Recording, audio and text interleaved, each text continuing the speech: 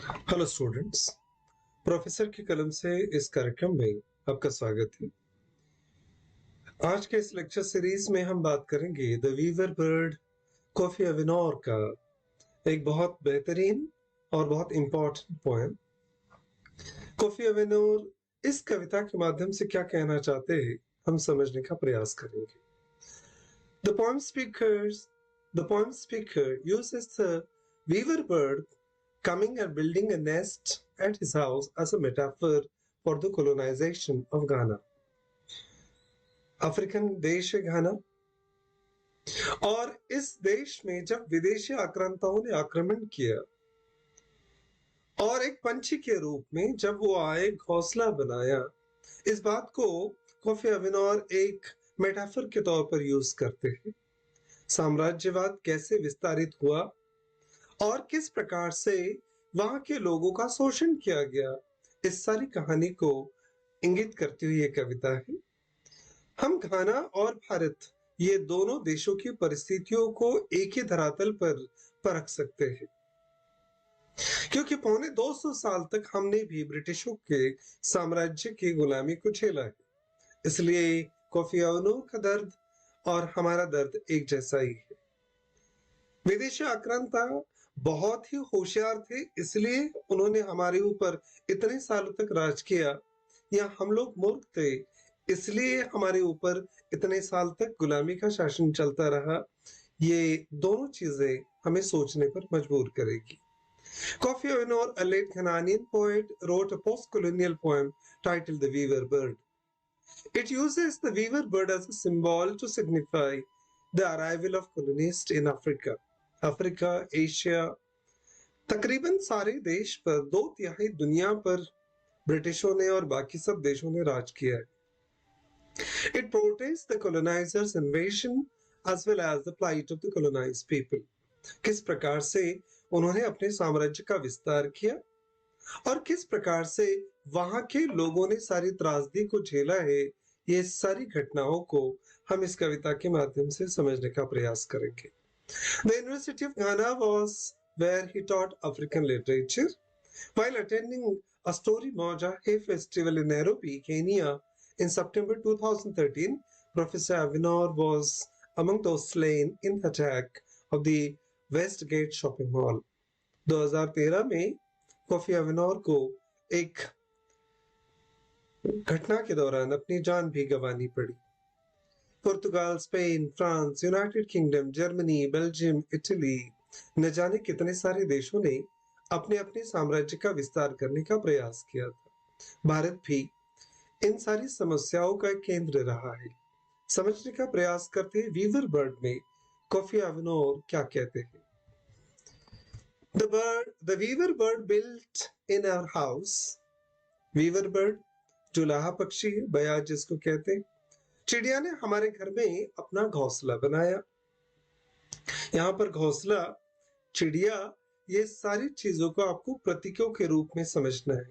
यहाँ पर चिड़िया है विदेशी आक्रमण करने वाले आक्रामक लोग जिन्होंने अपने साम्राज्य का विस्तार किया। यहाँ पर घोंसले का मतलब है उन्होंने अपनी कॉलोनीज, अपने साम्राज्य का विस्तार किया। And laid its eggs on our only tree, और हमारा एकमात्र पेड़ था जिस पर उन्होंने घोंसला बनाकर अंडे दिए। अंडे देने का मतलब होता है अपने साम्राज्य का विस्तार करना। We did not want to send it away. अतिथि देवो भव, हम मेहमान को, अतिथि को भगवान के समान मानते हैं, यही हमारी संस्कृति है। पर इसी गलती की वजह से हमने उन्हें यहाँ बना दी, रहने दिया, क्योंकि हम उनको यहाँ से भगाना नहीं चाहते थे। कुल मिलाकर फर्स्ट स्टैंजा आप समझ लीजिए कि the weaver bird built in our house and laid its eggs on our only tree, we did not want to send it away. पंछी आए, उन्होंने घोंसला बनाया, हमने बनाने दिया। सिर्फ घोंसले तक बात सीमित नहीं रही, उन्होंने अंडे भी दिए, अपने साम्राज्य का विस्तार भी किया, हमने करने दिया। हमने उन्हें वहां से भगाया नहीं। And we watch the building of the nest, और हम ये घोंसले बनते हुए, इस साम्राज्य का विस्तार होते हुए देखते रहे। कभी कभी कुछ नहीं करना देखते रहना भी अपने आप में गुनाह है। ये गुनाह तो हमसे हुआ है। The poet opens the poem by telling us that the weaver bird builds its nest on Spicket's tree. इस कविता की शुरुआत में कवि इस बात को उजागर करते हैं कि पंछियों ने उनके घर में घोंसला बनाया, उनके देश में आकर अपनी साम्राज्य का विस्तार की नींव डाली। The weaver bird here symbolizes the Europeans. यहाँ पर वीवर बर्ड बाहर से साम्राज्य का विस्तार करने आए लोग, जिनको हम यूरोपियंस कहेंगे। While the speakers only represent the African continent. और यहाँ घोंसला जो है वो अफ्रीकन कॉन्टिनेंट है। हम अफ्रीकन महाद्वीप की बात कर रहे हैं। जब हम अफ्रीका की बात कर रहे हैं तो आप सुनते समय इसे भारत भी समझिए, क्योंकि हम उसी समस्या से गुजरे भी हैं। The first few lines give us an idea about the unexpected arrival of the Europeans to the African continent. हमें पता नहीं था कि ये पंछियां आने वाले हैं। This was an unexpected arrival. ये जाने अनजाने में हमें हमारी अज्ञानता के अनपेक्षित रूप से ये उनका आक्रमण हुआ था। और the poem reveals the ignorance of the African people and how hospitable they were to the weaver bird when it first visited them. आदरातिथ्य करना हमारी संस्कृति का हिस्सा है। अफ्रीकन लोगों ने यूरोपियंस के साथ भी वैसा ही किया। शायद ये उनकी अज्ञानता थी या उनकी संस्कृति थी। Africans went as far as risking their only home to accommodate the weaver bird who felt so comfortable building this nest. शायद उनको पता नहीं था, ये रिस्क उन्होंने लिया, इस खतरे को उन्होंने मोल ले लिया, उन्होंने अपने घर में उनको पनाह दी। और पनाह देने का नतीजा ये हुआ कि उन्होंने हमारे घर में घोंसले बनाए। They equally supervise the egg-laying process, which means that Africans too still watch the establishment of the European establishment without protesting, as they did this to only show their hospitality to the weaver bird. ये सब होते हुए देख रहे थे, शायद अज्ञान हो या शायद उनका आदरातिथ्य करने का ये एक प्रकार रहा हो, हम इसे संस्कृति कहेंगे, पर इसका परिणाम हमें भुगतना पड़ा, अफ्रीकन लोगों को भुगतना पड़ा। उन्होंने, यूरोपियंस ने हमारे देश में आकर अपने साम्राज्य का विस्तार किया। कवि आगे कहते हैं, and supervised the egg laying, हम सिर्फ देखते रहे, वो अंडे देते रहे। पंछी यूरोपियंस, वो अपने साम्राज्य का विस्तार करते रहे। And the weaver return in the guise of the owner, हमें पहले पता ही नहीं था ये मेहमान के रूप में आए या हमारे मालिक बनने आए। जो वीवर बर्ड यहाँ पर आया, घोंसला बनाया, वो किसी भेष में आया था ताकि वो यहाँ मालिक बन सके। Preaching the salvation to us that own the house. यहाँ कविता की और एक इंपॉर्टेंट पंक्ति आपके सामने आती है। वह हम जो उस घर के वास्तविक मालिक थे, मुक्ति का उपदेश देने लगे। अफ्रीकन कॉन्टिनेंट में रहने वाले वहां के निग्रोस वहां के ओरिजिनल मालिक है। हम अपने देश के मालिक हैं, पर यूरोपियंस ने हमें यहाँ आकर उपदेश देना शुरू किया और हमें मुक्ति का मार्ग बताने लगे। सैल्वेशन शब्द धर्म से संबंधित है। जब भी विदेशी आक्रांताओं ने या यूरोपियंस ने भारत के ऊपर, एशिया के ऊपर या अफ्रीका के ऊपर आक्रमण किया है, पहले उन्होंने अपने आप को भगवान के दूत ही बनाया है। They preach as the messengers of the God. They preach as if they were the selected people by the God. ये सारे लोग अपने आप को भगवान के चुने हुए लोग बताते रहे और उनका ये कहना था कि हम लोग अज्ञान में हैं और वो हमें इस अज्ञान से मुक्त करने आए हैं। उन्होंने शब्द का इस्तेमाल किया सैल्वेशन। सैल्वेशन का मतलब होता है मुक्ति पा लेना। हमारी गुलामी से वो हमें मुक्त करने आए, ऐसा बता रहे थे। बाद में पता चला कि हमें गुलाम बना दिया। They say it came from the west. वो बता रहे थे कि पश्चिम से आए हैं, हम भगवान के दूत बनकर आए हैं, हम आपकी मुक्ति के लिए आए हैं। और बाद में अनगिनत सालों तक हमें उनकी गुलामी को झेलना पड़ा। After the weaver bird felt comfortable, he started claiming ownership of the African lands. धीरे धीरे आए, पहले अपने आप को भगवान के दूत बताया, पहले बताया वो सैल्वेशन के लिए, हमारी मुक्ति के लिए आए, फिर धीरे धीरे व्यापार करने लगे, फिर धीरे से अपने आप को मालिक बताने लगे। The first line of this stanza reminds us of the period in which Europeans, in their own various explorations, were in search of precious resources. ये उस दौर की कहानी है, 16वीं-17वीं शताब्दी में और 18वीं शताब्दी में, 19वीं शताब्दी में जब साम्राज्यवाद अपनी चरम सीमा पर था, तब सारे यूरोपियन देश अपने देश के लिए बहुत सारे प्रेशियस रिसोर्सेस, बहुत सारे साधन ढूंढ रहे थे। It highlights the fact that after these Europeans found what they were looking for the African continent, और इस बात से, इस लाइन से हमें पता चलता है कि वो लोग यहाँ पर बहुत कुछ सृष्टि की साधन संपत्ति को ढूंढने आए थे ताकि वो लूट सके। And they retained the guise of the owner to pre-salvation to the African people. African people were ignorant, and they were not expecting that the Europeans will rule over there.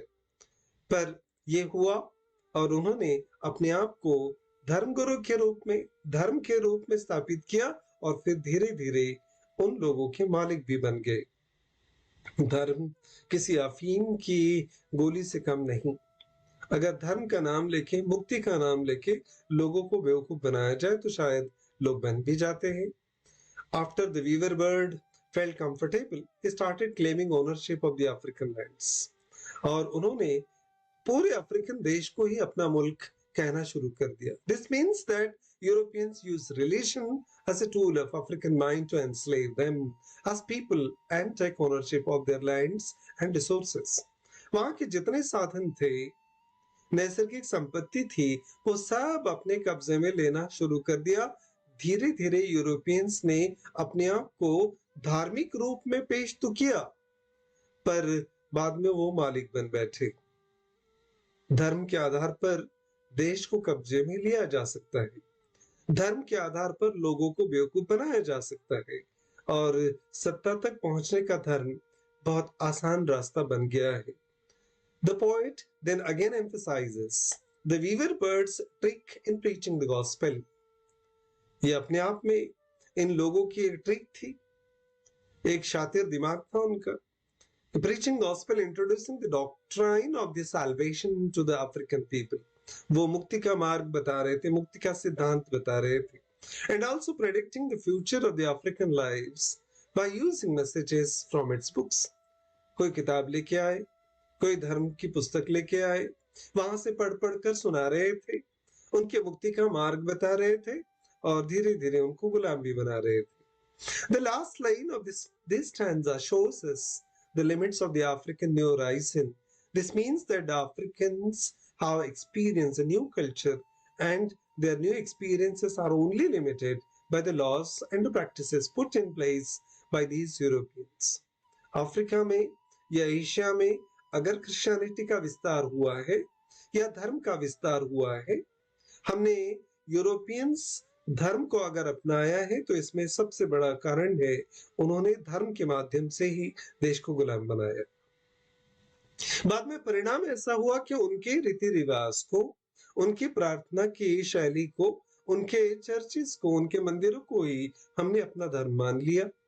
And this stanza reveals the duality of the character of the Europeans who disguise themselves as the preachers of the world only to reveal their ulterior motive as time by the colonized Mother Africa.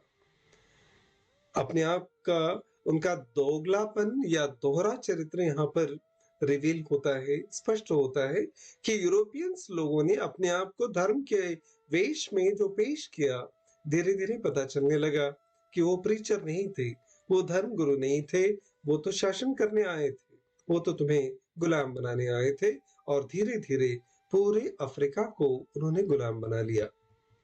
Where the storms at the sea had felled the gulls, जहां समुद्र के तूफानों ने समुद्री चिड़िया को गिरा दिया था, and the fishers dried their nets by lantern light, और मछुआरे लालटेन की रोशनी में अपने जाल सुखाते थे। अफ्रीका के वादियों का वर्णन यहाँ पर कवि करते हैं। Its sermon is the divination of ourselves, उसका उपदेश हमारे अपने भविष्य और भाग्य की व्याख्या बन गया। हम जहां पर समुद्र में सफर करते थे, जंगलों में घूमते थे, लालटेन में अपने जाल सुखाते थे, अब वो किताबों से पढ़कर जो धर्म के उपदेश बता रहे थे, वही हमारे जीने का रास्ता बन गया। उन्होंने हमारे जीवन में, हमारी संस्कृति में, हमारी सभ्यता में भी प्रवेश कर लिया और उनकी सभ्यता हमारी सभ्यता बनने लगी। And our new horizon limits at its nest, और हमारी जो सभ्यता थी, हमारा जो नया क्षितिज था, भविष्य था, वो उनके घोंसले तक सीमित हो गया। उन्होंने जो धर्म बताया वही हमने अपनाया। उन्होंने जो धर्म की व्याख्या की, उन्होंने जो सच बताया, हमने उसी को सच मानकर अपने आप को सीमित कर लिया। फिर हम उसके आगे सोच ही नहीं पाए। गुलामी सिर्फ शारीरिक नहीं होती, गुलामी मानसिक रूप भी धारण करती है। और एक बार किसी व्यक्ति ने गुलामी को मानसिक रूप से अगर स्वीकार कर लिया, तो उम्र भर फिर बगावत नहीं कर पाता। इसलिए गुलामों को गुलामी की जानकारी होना ये जरूरी है, अदरवाइज वो किसी भी प्रकार की बगावत करना भूल जाएगा। डॉक्टर अंबेडकर ने इस बात को अधोरेखित किया था। Here there is a total rejection of the Europeans will by the African people. African लोग इन सारी सभ्यताओं को नकारना चाहते हैं क्योंकि वो उनकी सभ्यता नहीं थी। The Africans in this stanza are displaying a tone of anger and bitterness towards the ways of the Europeans as they were unable to relate well with their messages of the salvation and peace. वो जिस शांति की बात कर रहे थे, जिस मुक्ति की बात कर रहे थे, अफ्रीकन लोग समझ नहीं पा रहे थे क्योंकि वो गुलाम बन चुके थे। अमेरिका में व्हाइट और ब्लैक निग्रोस के बीच में जो संघर्ष हुआ और अमेरिका के तत्कालीन राष्ट्रपति अब्राहम लिंकन को अपनी जान गंवानी पड़ी, तो गुलामी क्या होती है ये हमसे बेहतर कोई और नहीं जान सकता। They deem it hypocritical of the weaver bird to preach two different messages at the same time. और ये एक प्रकार का ढोंग था, हिपोक्रेसी थी। वो एक तरफ तो धर्म का उपदेश कर रहे थे, मुक्ति की बात कर रहे थे, और दूसरी तरफ वो सत्ता को हत्या भी रहे थे, देश को अपने कब्जे में भी कर लेते। ये दोहरापन अफ्रीकन लोगों के समझ में नहीं आ रहा था। They cannot therefore join the prayers and the answers of the communicants. Towards the end of the poem, a speaker delves deeper into the dilemma of the current African who is faced with the African religion as well as the African traditional religion. Africa का अपना खुद का धर्म, अपनी मान्यताएं, और European लोगों का अपना धर्म, इन दो चक्कियों के बीच में अफ्रीकन समाज पीसते रहा। भारत का चित्र भी इससे कुछ अलग नहीं है। The Africans whose one new home has been claimed by the Europeans continue to search of new homes every day. जिन्होंने अफ्रीका को अपना पहला घर माना था, कहा था, वो यूरोपियंस लोग हर जगह को अपना घर बताने लगे और उसको अपने कब्जे में लेने लगे। The final lines of the poem emphasize how the African traditional religion has suffered rejection in modern times because of the influence of the weaver bird. African सभ्यता कैसे अपनी सभ्यता को भूल गई और उनकी सभ्यता को, उनकी ध्यान धारणाओं को अपना धर्म मान बैठी, और इसका प्रतिकार कैसे हुआ, इस बात को ये कविता बखूबी बताती है। The establishment of the school, churches and the European institutions are seen to be factors behind the development of the African shrines by the weaver. African लोगों ने जिस त्रासदी को झेला है, यूरोपियंस ने यहाँ सिर्फ स्कूल नहीं बनाए, उन्होंने चर्चेस भी बनाए, उन्होंने अपने धार्मिक स्थल भी स्थापित किए, उन्होंने अपनी धार्मिक किताबें भी बांटी, उन्होंने अपने इंस्टीट्यूशंस भी खड़े किए, और वीवर बर्ड ये बहुत चालाकी से कर रहा था। घोंसले बनाए, अंडे दिए, अपने साम्राज्य का विस्तार किया धर्म के रास्ते से। फिर शिक्षा में, जब भी धर्म सत्ता में आता है तो शिक्षा भी तहस नहस हो जाती है। ये चित्र हम बखूबी समझ सकते हैं। इसलिए अफ्रीका के लोगों ने इस दुख को झेला है। But we can not join the prayers and the answers of the communicators. लेकिन हम उन उपदेशकों की प्रार्थनाओं और उनके उत्तरों में शामिल नहीं हो सकते। यहाँ पर अफ्रीकन रेजिस्टेंस दिखाई देता है। हम उनके सभ्यता का हिस्सा नहीं बनना चाहते। We look for homes every day दिन हम अपने घर के लिए तलाश करते हैं, अपने घर को तलाश करते हैं। अफ्रीकन लोगों की ये जद्दोजहद अब भी जारी है। For new altars we thrive to rebuild, क्योंकि हम अपने पूजा स्थलों का निर्माण करना चाहते हैं, लगातार करना चाहते हैं प्रयास, और हम आगे बढ़ते हैं। The old shrines defiled by the weavers excrement, हमारे जो पुराने पूजा स्थल थे, हमारी जो सभ्यताएं थी, मान्यताएं थी, वो यूरोपियंस के आने से अपवित्र हो गई। हमारा अपना कुछ रहा नहीं, और हमने उनके ही सारी चीजों को अपना मान लिया। Even though the shrines of the Africans have been defiled by the Europeans, they will not relent. They will continue to look for the new homes even day and rebuild their new altars. वो लोग रुकेंगे नहीं, वो अपने अपने नए घोंसलों की तलाश करते रहेंगे। The poet in this final line sends a message of hope to Africans. He claims that Africans still have opened their stage for the lost shrines and can't strive to rebuild new altars. और अपने आप को African समाज, African लोग रोक नहीं सकते। अपनी नई सभ्यता का उनको निर्माण करना पड़ेगा, अपने आप को आइडेंटिफाई करना पड़ेगा। ये आइडेंटिटी क्राइसिस अपने आप में, जहां जहां यूरोपियन लोगों ने अपने साम्राज्य को बरकरार रखा था, वहां पर यह आइडेंटिटी क्राइसिस हमेशा बना हुआ है। आज भी अफ्रीकन और एशियन कम्युनिटी इन सारी प्रतीकों के बीच में, इन सारी धार्मिक मान्यताओं के बीच में अपने पहचान को ढूंढने का प्रयास करती है। तो कुल मिलाकर कोफी अविनोर अपनी खोई हुई सभ्यता को वापस पाने के प्रयास की बात करते हैं। ये हो गई कविता। कविता में एग्जामिनेशन में बहुत सारे इंपॉर्टेंट सवाल भी पूछे जाएंगे। उन छोटे सवालों का और शॉर्ट आंसर क्वेश्चंस का और वेरी शॉर्ट आंसर्स की भी हम चर्चा कर लेते हैं। Who is the poet of the weaver bird? Kofi Awoonor. What does the weaver bird build? A nest. Where does the weaver bird build its nest? In the speaker's house. Where does the bird lay its eggs? On the speaker's only tree. Why do the people allow the bird to stay? Because they do not want to drive it away. What do the people watch? The building of the nest and laying of eggs. How does the weaver bird return as the owner of the house? What does the bird preach? Bird, European लोग क्या बता रहे थे? They were preaching salvation. वो मुक्ति का रास्ता बता रहे थे। From where is the bird said to have come? ये bird कहाँ से आया था? From the west, from the European countries. What damaged the gulls? Storm at sea. What do the fishes dry their nets? How do the fishes dry their nets? By lantern light. What has become limited? The people's new horizon. इन सारे विदेशी लोगों के आने के कारण क्या मर्यादित हुआ? वो अपने सारे क्षितिजों को जो विस्तारित करना चाहते थे, वो सारी प्रगति के रास्ते लिमिटेड हो गए। Why can't the people join the prayers? Because they do not accept the communicators' belief. African लोग उनकी प्रार्थनाओं में शामिल क्यों नहीं होना चाहते? क्योंकि they do not accept the communicators' belief. वो उनके विश्वासों को अपना विश्वास मानने से इनकार कर रहे हैं। What do the people search for every day? New homes. Why do they rebuild? To create new altars and restore their culture. What happened to the old shrines? They were defiled by the weaver bird's excrement. What does the weaver bird symbolize? Colonialism and foreign domination. What do the house and the tree symbolize? The native land and its people. What is the central theme of the poem? The effect of the colonialism on native culture, religion and identity. ऐसे बहुत सारे important छोटे छोटे single line के सवाल आपसे पूछे जा सकते हैं। कुछ शॉर्ट आंसर क्वेश्चंस के भी 50 वर्ड्स में जो आपको लिखने हैं उसकी भी बात कर लेते हैं।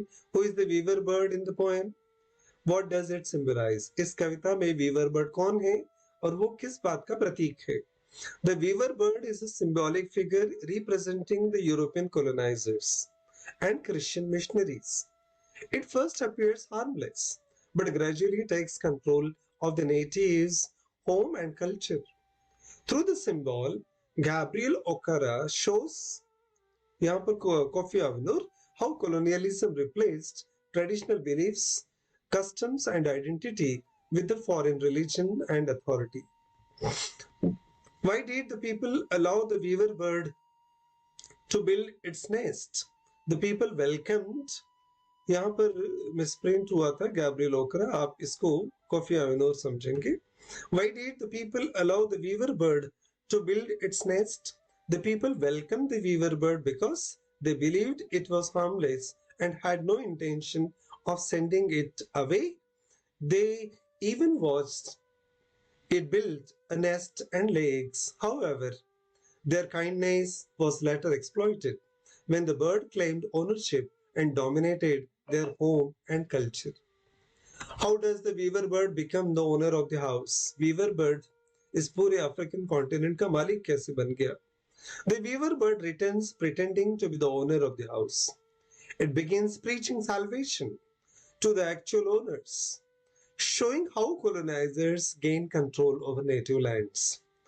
यूरोपियंस कैसे अफ्रीका में आए, आम अज्ञानी आदमी को जो इनोसेंट भी था, जिसका कोई दोष नहीं था, उसे कैसे बेवकूफ बनाया और वहां कैसे अपनी सत्ता को स्थापित किया, उसी बात को हम यहाँ चर्चा कर रहे हैं. The poet criticises the way outsiders use religion and power to dominate. जिस प्रकार से धर्म का उपयोग सत्ता हासिल करने के लिए किया जाता है, कोफी आविनोर उस बात को क्रिटिसाइज करते हैं.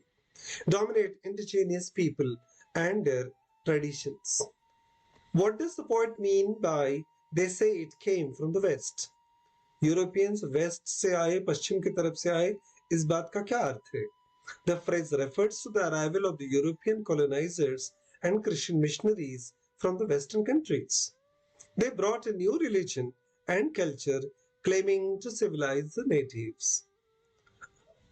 अफ्रीका के लोगों को असभ्य मानते थे. एशिया में भी यही प्रचार किया गया कि आप लोग असभ्य हैं, हम आपको सभ्यता सिखाने आए, और यही बात बताकर वो यहाँ पर आए, रहे, बसे और हमें गुलाम बना दिया.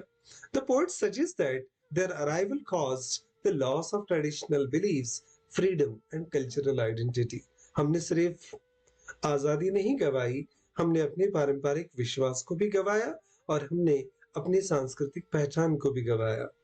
What is the significance of the bird sermon? The bird sermon symbolizes the religious teaching introduced by the colonizers. Sermons धर्म का जो उपदेश है चर्चेस में किया जाता है, उनको sermons कहते हैं. This teaching influenced the natives to question their own traditions and beliefs. हमने उन्हीं के धर्म को सुना, उन्हीं की मान्यताओं को माना, हमारी सभ्यता कहां पर है? The poet suggests that foreign religion became a powerful tool for controlling people. धर्म लोगों को नियंत्रित करने का बहुत बड़ा साधन बन गया and changing their identity and world view. Why can't people join the prayers of the communicators? The people cannot join the prayers because they remain emotionally connected to their own traditional faith and culture. भले ही उन्होंने अपने धर्म स्थलों को स्थापित किया, अपनी किताबों को प्रसारित किया, अपना ही ज्ञान बताने का प्रयास किया, पर अफ्रीकन समाज अभी भी अपने विश्वास और संस्कृति के साथ जुड़ा हुआ है, इसलिए वो उनके प्रार्थनाओं से जुड़ना नहीं चाहता. Although foreign religion dominates their land, they cannot fully accept it. भले ही उनका वर्चस्व है, पर हम उन्हें पूरी तरह से स्वीकार नहीं कर सकते. They continue searching for a way to rebuild their lost identity and restore their cultural heritage. What do the old shrines symbolize? Old shrines, पुराने स्मारक क्या दर्शाते हैं? The old shrines symbolize the traditional religion, culture, and sacred places of the native people. Their defilement by the weaver bird's excrement represents the disrespect and destruction caused by the colonial rule. एक धर्म का वर्चस्व जब देश में स्थापित हो जाता है, तो वो दूसरे धर्म को नेस्तनाबूद करने का प्रयास करता है. The poet mourns the loss of the indigenous belief and spiritual values. What is the central theme of the weaver bird? The central theme of the poem is the harmful impact of colonialism on African society. यहाँ बार बार ये शब्द, let me do the correction.